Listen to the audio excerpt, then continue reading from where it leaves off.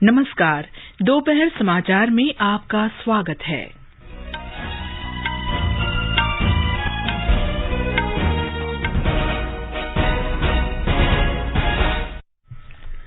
Reserve bank ने लगातार 8वीं बार प्रमुख ब्याज दरों में कोई बदलाव नहीं किया। रेपो रेट 4% जबकि रिवर्स रेपो रेट 3.35% पर बनी रहेगी। भारतीय वायुसेना 89वीं वर्षगांठ मना रही है। राष्ट्रपति, उपराष्ट्रपति और प्रधानमंत्री ने वायु योद्धाओं को शुभकामनाएं दी। देश में अब तक 93 करोड़ 17 लाख से अधिक कोविड रोधी टीके लगाए गए। स्वस्थ होने की दर 97.96% हुई।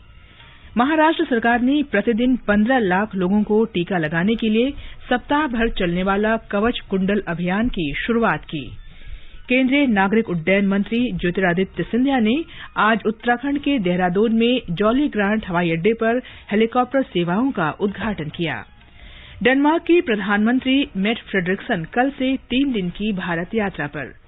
भारत और नेपाल ने सीमा पार रेलवे लिंक और समग्र द्विपक्षीय सहयोग के क्रियान्वयन की नई दिल्ली में समीक्षा की। अंशु मलिक विश्व कुश्ती चैंपियनशिप में रजत पदक जीतने वाली पहली भारतीय महिला बनी।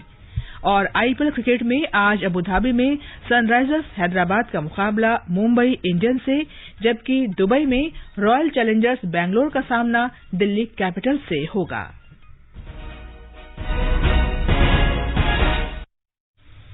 दोपहर समाचार में प्रियंका अरोड़ा के साथ मैं कनकलता।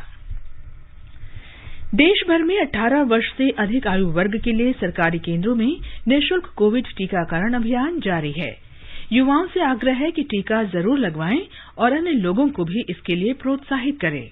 जब तक आवश्यक न हो घर से बाहर न निकलें और सुरक्षा के 3 आसान उपायों का पालन करें। मास्क लगाएं, 2 गज की सुरक्षित दूरी बनाए रखें, हाथ और चेहरा साफ रखें। कोविड संबंधी जानकारी और मार्गदर्शन के लिए राष्ट्रीय हेल्पलाइन नंबर 011-2397-8046 और 1075 पर संपर्क करें। और अब समाचार विस्तार से। भारतीय रिजर्व बैंक की मौद्रिक नीति समिति ने लगातार 8वीं बार अपनी प्रमुख ब्याज दरों में कोई बदलाव नहीं किया है और मौद्रिक रुख पर उदार रवैया बनाए रखा है।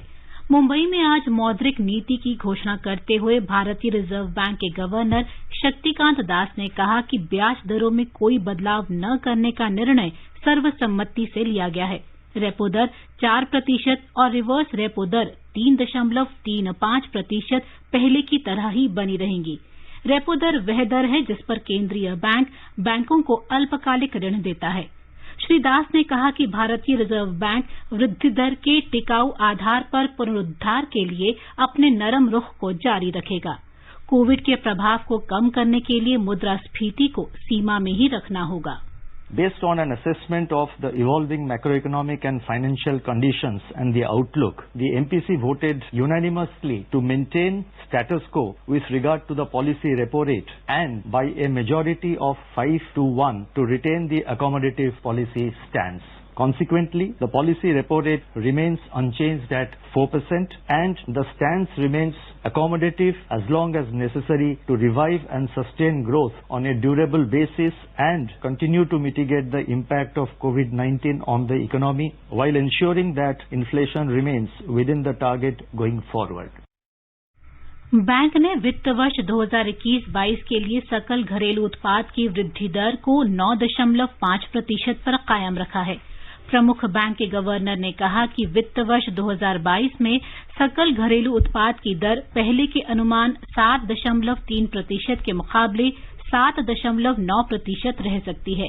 उन्होंने कहा कि आर्थिक गतिविधियां धीरे धीरे रफ्तार पकड़ रही हैं और मुद्रास्फीति उम्मीद से कम रह सकती है। भारतीय वायुसेना प्रमुख एयर चीफ मार्शल विवेक चौधरी ने कहा है कि पूर्वी लद्दाख में त्वरित कार्रवाई भारतीय वायुसेना की तैयारी का प्रमाण है। उन्होंने कहा कि वायुसेना बाहरी ताकतों को भारतीय क्षेत्र का उल्लंघन करने की अनुमति नहीं देगी। एयर चीफ मार्शल ने आज वायुसेना की 89वीं वर्षगांठ के अवसर पर गाजियाबाद के हिंडन एयरबेस में परेड का निरीक्षण करते हुए ये बात कही। The security environment in our region and beyond has been impacted by a complex interplay of geopolitical forces. Moreover, the advent of new domains over and above the traditional domains of land, sea and air, have resulted in a paradigm shift in the way military operations will be conducted. In sync with the changing nature of warfighting, ongoing capability enhancement in the Indian Air Force is aimed at providing the optimum means for employing air power and achieving desired effects across domains, swiftly and decisively. Air chief marshal ने कहा कि भू राजनीतिक ताकतों की वजह से सुरक्षा वातावरण प्रभावित हुआ है। उन्होंने कहा कि युद्ध के पारंपरिक तरीकों में हुए बदलाव के कारण सैन्य अभियानों के संचालन में परिवर्तन आया है। किसी भी कीमत पर देश की संप्रभुता और अखंडता की रक्षा करना वायुसेना का परम कर्तव्य है। वायुसेना प्रमुख ने कहा कि कोविड महामारी की वजह से पिछला वर्ष चुनौतीपूर्ण रहा, लेकिन वायुसेना ने उल्लेखनीय कार्य करते हुए बड़ी उपलब्धि हासिल की। समारोह की शुरुआत प्रसिद्ध आकाश टीम के ध्वजवाहक स्काई डाइवर्स की आकाश में करतब दिखाने के साथ हुई। फ्लाईपास्ट में AN-32 विमान, हेरिटेज एयरक्राफ्ट, आधुनिक परिवहन विमान और फ्रंटलाइन लड़ाकू विमान शामिल हुए। सुखोई Su-30 और रफाल भी आयोजन में शामिल किए गए। समारोह का समापन मंत्रमुग्ध कर देने वाले हवाई करतब प्रदर्शन के साथ हुआ। प्रमुख सेनाध्यक्ष जनरल बिपिन रावत, नौसेना प्रमुख एडमिरल करमबीर सिंह और सेनाध्यक्ष जनरल MM नरवणे भी समारोह में शामिल हुए। राष्ट्रपति रामनाथ कोविंद, उपराष्ट्रपति M वेंकैया नायडू, प्रधानमंत्री नरेंद्र मोदी और रक्षा मंत्री राजनाथ सिंह ने भारतीय वायुसेना दिवस के अवसर पर वायुसेना के योद्धाओं, पूर्व सैनिकों और उनके परिवारों को शुभकामनाएं दी हैं। अपने संदेश में राष्ट्रपति ने कहा कि राष्ट्र को भारतीय वायुसेना पर गर्व है, जिसने युद्ध और शांति काल में बार बार अपनी योग्यता और क्षमता साबित की है। उपराष्ट्रपति ने कहा कि युद्ध हो या शांति काल, वायुसेना के हमारे योद्धाओं ने हमेशा अपने साहस, व्यावसायिक कौशल और उत्कृष्टता से देश को गौरवान्वित किया है। अपने संदेश में प्रधानमंत्री ने कहा कि भारतीय वायुसेना साहस, परिश्रम और कर्तव्य परायणता का पर्याय है। रक्षा मंत्री ने अपने संदेश में कहा कि देश को वायुसेना के योद्धाओं पर गर्व है, जिन्होंने विभिन्न चुनौतियों का पूरी तत्परता और उत्साह से सामना किया और राष्ट्र सेवा में अडिग रहे। ये समाचार हमारी वेबसाइट newsonair.com/hindi और हमारे mobile app news on AIR पर भी उपलब्ध हैं। चलो मिलकर एक शुरुआत करें, चलो एक फैसला आज करें, मास्क नहीं तो टोकेंगे, कोरोना को रोकेंगे, चलो एक इरादा करते हैं, चलो कुछ वादा करते हैं, मास्क नहीं तो टोकेंगे, कोरोना को रोकेंगे।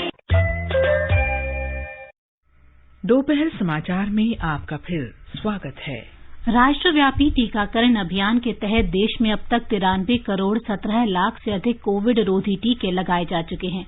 स्वास्थ्य मंत्रालय ने बताया है कि पिछले 24 घंटे में 21,257 नए मरीजों में संक्रमण की पुष्टि हुई। मंत्रालय ने कहा है कि ठीक होने की दर 97.96% है, जो पिछले साल मार्च के बाद सबसे अधिक है। देश भर में अब तक 58 करोड़ नमूनों की कोविड जांच की जा चुकी है। केंद्र सरकार राज्यों और केंद्र शासित प्रदेशों को अब तक 94 करोड़ 86 लाख से अधिक कोविड रोधी टीके निःशुल्क उपलब्ध करा चुकी है। स्वास्थ्य मंत्रालय ने कहा है कि अभी 8 करोड़ 22 लाख टीके उनके पास उपलब्ध हैं। केंद्र सरकार के 15 अक्टूबर तक 100 करोड़ टीकाकरण के लक्ष्य के मद्देनजर महाराष्ट्र सरकार ने आज से मिशन कवच कुंडल नाम का 7 दिवसीय कोविड टीकाकरण अभियान शुरू किया है। हमारे संवाददाता ने बताया है कि इसका उद्देश्य प्रतिदिन 15 लाख लोगों का टीकाकरण करना है।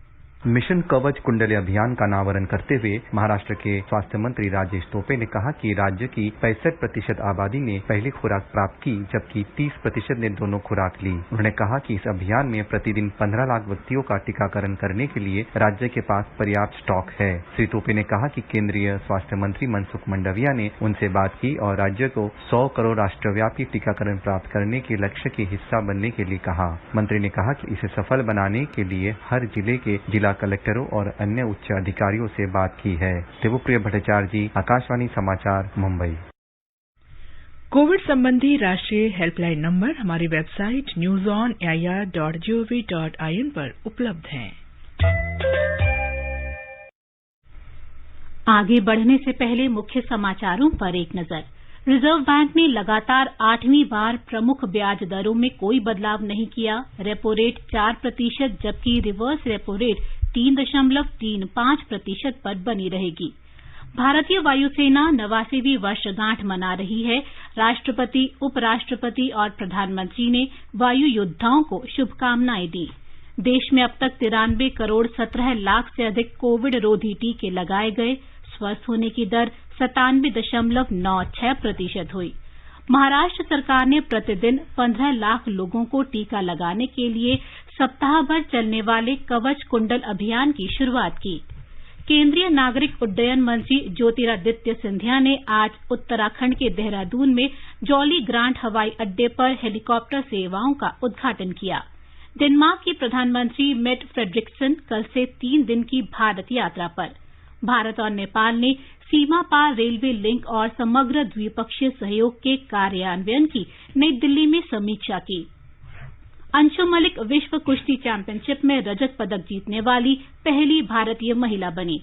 आईपीएल क्रिकेट में आज अबू धाबी में सनराइजर्स हैदराबाद का मुकाबला मुंबई इंडियंस से, जबकि दुबई में रॉयल चैलेंजर्स बेंगलुरु का सामना दिल्ली कैपिटल से होगा। नागरिक उड्डयन मंत्री ज्योतिरादित्य सिंधिया ने आज देहरादून में जॉली ग्रांट हवाई अड्डे पर हेलीकॉप्टर सेवाओं की शुरुआत की।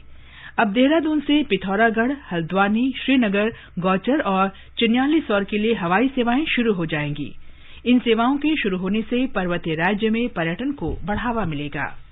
नागरिक उड्डयन, सड़क परिवहन और राजमार्ग राज्य मंत्री वीके सिंह और मुख्यमंत्री पुष्कर सिंह धामी इस अवसर पर मौजूद थे।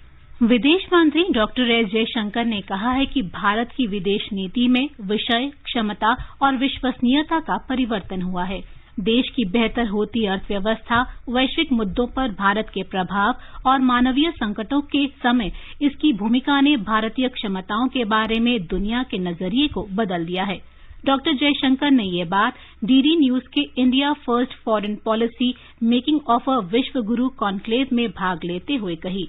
उन्होंने ये भी स्पष्ट किया कि आत्मनिर्भर भारत संरक्षणवाद नहीं है, बल्कि ये भारत की क्षमताओं और शक्तियों को बढ़ावा देना है।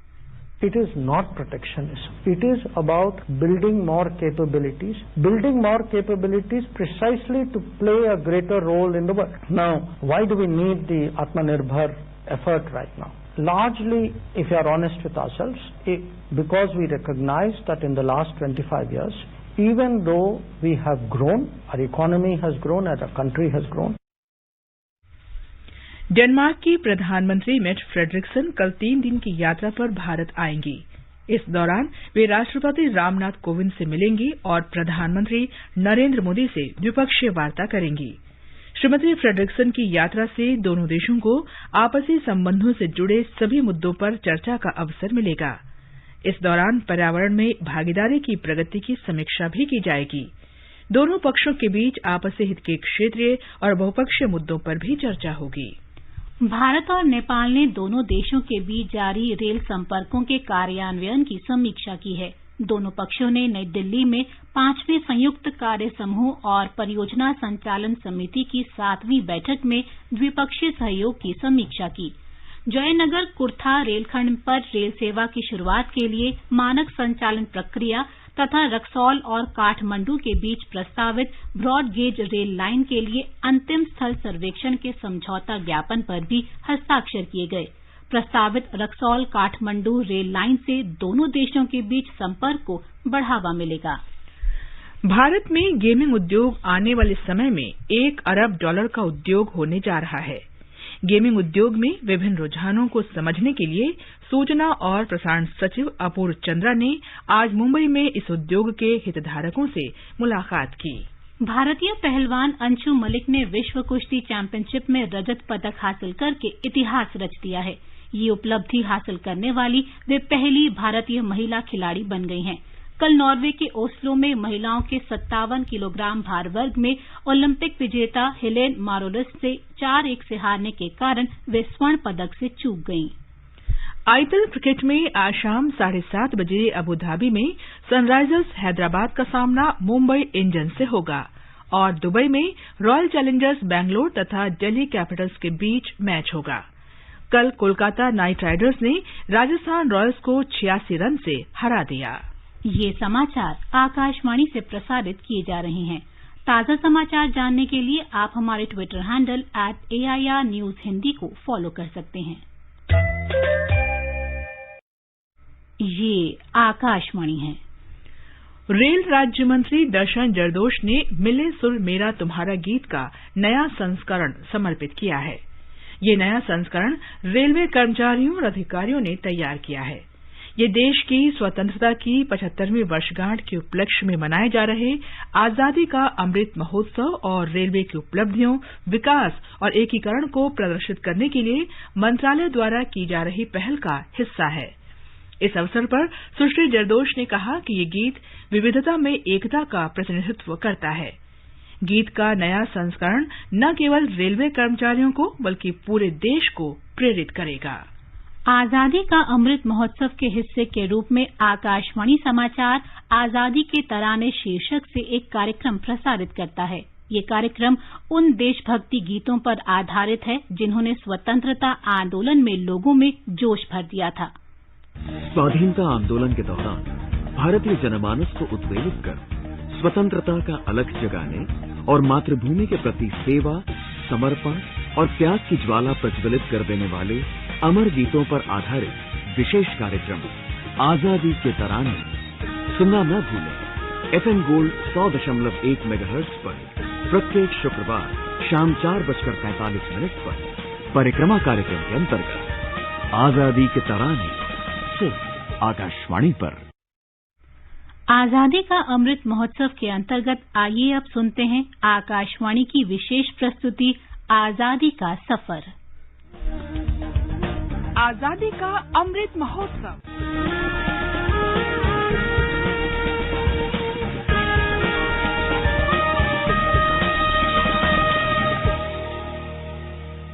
आजादी का सफर आकाशवाणी के साथ एक राष्ट्र का जन्म।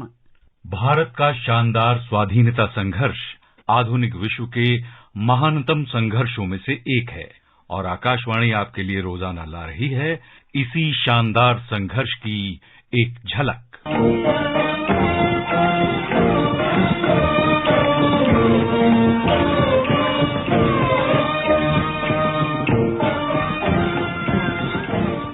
आज ही यानी 8 अक्टूबर के दिन महान स्वाधीनता सेनानी, क्रांतिकारी और आंदोलनकारी जयप्रकाश नारायण ने अंतिम सांस ली थी। भारत छोड़ो आंदोलन के अमर सेनानी जयप्रकाश नारायण को दुनिया जेपी के नाम से भी जानती है। कहा जाता है कि मौलाना अबुल कलाम आजाद की अपील ने जेपी को ऐसा प्रेरित किया कि वो स्वाधीनता आंदोलन में कूद पड़े। कलाम ने कहा था, तूफान से पहले पतंग की तरह आसमान में उड़ जाओ। स्वाधीनता आंदोलन के दौरान मौलाना आजाद ने छात्रों से अंग्रेजी शिक्षा छोड़ने की अपील की थी। इससे प्रभावित जेपी ने पटना कॉलेज की पढ़ाई छोड़ दी, जबकि सिर्फ 20 दिन बाद ही परीक्षा होनी थी। इसके बाद जेपी ने बिहार विद्यापीठ में दाखिला ले लिया, जिसे कांग्रेस चला रही थी। इसके बाद उच्च शिक्षा के लिए जेपी अमेरिका चले गए। वहां उन्हें कॉलेज की फीस भरने के लिए कई तरह के काम करने पड़े। इसके कारण कामकाजी वर्ग के प्रति उनके मन में लगाव विकसित हुआ और वो जीवन भर उनसे जुड़े रहे। लोक नायक के नाम से विख्यात जेपी 1929 में भारत लौटे। यहाँ लौटते ही वो स्वाधीनता आंदोलन में कूद पड़े। भारत में जारी शोषण और दूसरे विश्व युद्ध के लिए सैनिकों की भर्ती का उन्होंने विरोध किया और अंग्रेज सरकार को उखाड़ फेंकने की अपील की। इस वजह से उन्हें 9 महीने की जेल की सजा हुई। रिहाई के बाद उन्होंने महात्मा गांधी और सुभाष चंद्र बोस से मुलाकात की। पंडित जवाहरलाल नेहरू के निमंत्रण पर जेपी कांग्रेस में शामिल हो गए। जेपी कांग्रेस सोशलिस्ट पार्टी के सदस्य भी थे, जिसने भूमिगत रूप से भारत को ब्रिटिश शासन से स्वतंत्र कराने का अभियान चलाया। जेपी ने 1942 के भारत छोड़ो आंदोलन का तब नेतृत्व किया जब सभी वरिष्ठ नेता गिरफ्तार कर लिए गए थे। इंडिया डिफेंस एक्ट के तहत उन्हें गिरफ्तार कर लिया गया। ये ऐसा कानून था जिसमें मुकदमा चलाना जरूरी नहीं था। उन्हें हजारीबाग सेंट्रल जेल में रखा गया। उनके साथी कैदियों ने जेल से फरार होने की योजना बनाई और शीघ्र ही नवंबर 1942 में दिवाली के दिन उन्हें इसका मौका मिल गया, जब बड़ी संख्या में सुरक्षा गार्ड छुट्टी पर चले गए थे। जेल से फरार होने के साहसिक कारनामे के कारण जेपी लोकनायक बन गए। लगभग 1 साल बाद 18 सितंबर 1943 को उन्हें तब गिरफ्तार किया गया जब वो खान अब्दुल गफ्फार खान से मिलने रावलपिंडी जा रहे थे। जेपी को लाहौर के किले में ले जाया गया, जो कि यातना चैम्बर के रूप में कुख्यात था। 16 महीने तक उन्हें तरह तरह की यातनाएं दी गईं। पहले महीने उन्हें अकेली कोठरी में रखा गया। जनवरी 1945 में जेपी को लाहौर किले से आगरा जेल भेज दिया गया। जब अंग्रेजों से बातचीत के लिए महात्मा गांधी ने राम मनोहर लोहिया और जयप्रकाश की बगैर शर्त रिहाई पर जोर दिया, तो अंग्रेज सरकार ने 12 अप्रैल 1946 को उन्हें रिहा कर दिया। ऊंच नीच पर आधारित जाति प्रथा को खत्म किया जाए। अब समय आ गया है, इस कलंक को मिटा दें और भाईचारे और समानता को अपना आदर्श बनाएं और अपने जीवन में उतारें। इसी तरह शादी, जन्म, मृत्यु से जुड़े हुए भी कुछ और बुरे रिवाज हैं। संपूर्ण क्रांति के द्वारा इन्हें भी खत्म किया जाना चाहिए। 8 अक्टूबर 1979 को जेपी ने पटना में अंतिम सांस ली। उन्होंने अपना पूरा जीवन महात्मा गांधी के आदर्श पूर्ण स्वराज के लिए समर्पित कर दिया था। आज बस इतना ही। इसी के साथ आजादी का सफर आकाशवाणी के साथ श्रृंखला का ये अंक समाप्त हुआ। कल फिर मिलेंगे एक नई कड़ी के साथ।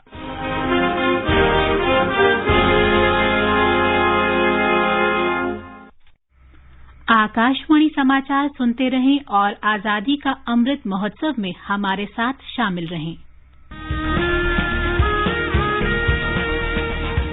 आजादी के 75 वर्षों का पर्व अमृत महोत्सव के पावन अवसर पर आकाशवाणी समाचार लेकर आया है अमृत महोत्सव क्विज। आप भी इस क्विज का हिस्सा बन सकते हैं। हमारे समाचार बुलेटिनों में पूछे गए स्वतंत्रता आंदोलन से जुड़े प्रश्नों का जवाब देकर। आपसे ये सवाल प्रत्येक सोमवार और मंगलवार को सुबह 8 बजे प्रसारित होने वाले बुलेटिन समाचार प्रभात में पूछे जाएंगे। श्रोता ईमेल amritmahotsavquiz@gmail.com पर अपने जवाब भेज सकते हैं। जवाब के साथ आप अपना नाम, पता और फोन नंबर भी भेजिए ताकि विजेता बनने पर हम आपसे संपर्क कर सकें। विजेता का चुनाव ईमेल पर मिले सही जवाबों में से लकी ड्रॉ के माध्यम से होगा और इसकी घोषणा अगले दिन इसी बुलेटिन में की जाएगी। विजेता को प्रमाण पत्र के साथ एक उपहार भी दिया जाएगा। साथ ही विजेता का नाम हमारे ट्विटर हैंडल पर भी फ्लैश होगा। तो आइए मनाएं आजादी के 75 वर्षों का पर्व अमृत महोत्सव आकाशवाणी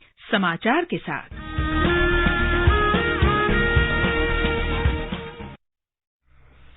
अब प्रस्तुत है संस्कृति संदेश। ये समर्पित है अभिनेता राजकुमार को। ये जुल्फ अगर खुल के बिखर जाए तो अच्छा, इस रात की तकदीर संवर जाए तो अच्छा।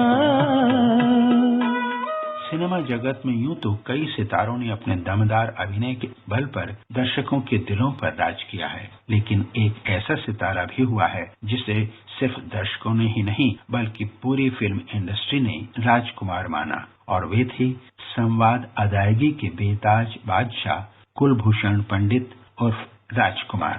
सिन्हा सेठ, जिनके अपने घर शीशे के हों वो दूसरों पर पत्थर नहीं फेंका करते। पाकिस्तान के बलूचिस्तान प्रांत में 8 अक्टूबर 1926 को जन्मे राजकुमार स्नातक की पढ़ाई पूरी करने के बाद मुंबई में सब इंस्पेक्टर के रूप में काम करने लगे। एक दिन रात में गश्त के दौरान एक सिपाही ने उनसे कहा, हुजूर, अगर आप फिल्मों में हीरो बन जाएं तो लाखों दिलों पर राज कर सकते हैं। राजकुमार को सिपाही की बात जच गई और उन्होंने इस बारे में कोशिश शुरू कर दी। संयोग से कुछ समय बाद उन्हें शाही बाजार और रंगीली फिल्मों में काम का मौका मिल गया, लेकिन दुर्भाग्यवश फिल्में फ्लॉप रही। 1957 में उन्हें महबूब खान की फिल्म मदर इंडिया में एक किसान की छोटी सी भूमिका मिल पाई। हालांकि फिल्म पूरी तरह अभिनेत्री नरगिस पर केंद्रित थी, फिर भी राजकुमार अपनी छोटी सी भूमिका में भी अपने अभिनय की छाप छोड़ने में कामयाब रहे। लेकिन 1965 में प्रदर्शित फिल्म काजल और वक्त ने राजकुमार को बुलंदियों तक पहुंचा दिया। राजकुमार को दिल एक मंदिर और वक्त के लिए सर्वश्रेष्ठ सहायक अभिनेता का फिल्म फेयर पुरस्कार दिया गया। 1996 में उन्हें फिल्म जगत के सर्वोच्च सम्मान दादा साहेब फाल्के पुरस्कार से नवाजा गया।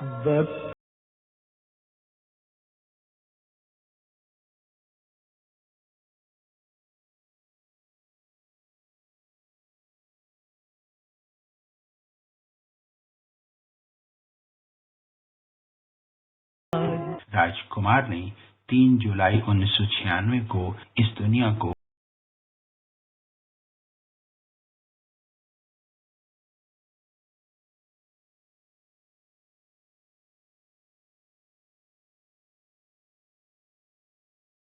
वाले की याद आती है। राष्ट्रपति रामनाथ कोविंद ने कर्नाटक की 3 दिवसीय यात्रा के अंतिम दिन आज श्रृंगेरी में श्री शारदा पीठ का दौरा किया। उनके साथ राज्यपाल थावर चंद गहलोत भी थे। राष्ट्रपति आज सवेरे मंगलुरु से श्रृंगेरी के लिए रवाना हुए।